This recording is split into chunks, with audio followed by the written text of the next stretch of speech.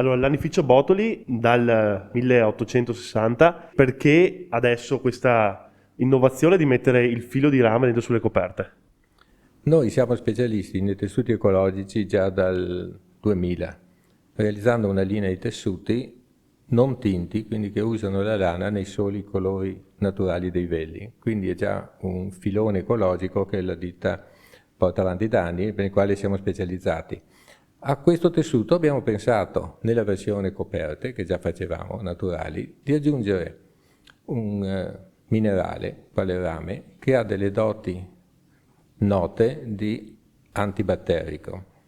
La lana già di per sé è una fibra che per la sua superficie crea un effetto antibatterico noto perché i batteri non ristagnano sulla lana come invece ristagnano su alcune fibre artificiali. Il rame notoriamente ha delle proprietà antibatteriche che risalgono nella nota dei tempi ed è utilizzato già nei popoli antichi per questa sua proprietà.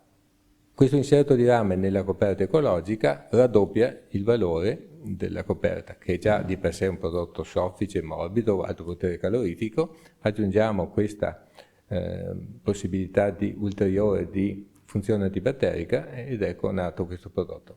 Questo prodotto è di nuovissima realizzazione e lo abbiamo affidato a alcune selezionate farmacie nel Veneto, quindi è appena partita la produzione per cui i numeri sono ancora ridotti ed inoltre l'abbiamo inserito nel nostro sito e-commerce da pochi giorni. Quindi partiamo da questa situazione locale perché vogliamo che siano i veneti i primi a godere di questo nuovo prodotto.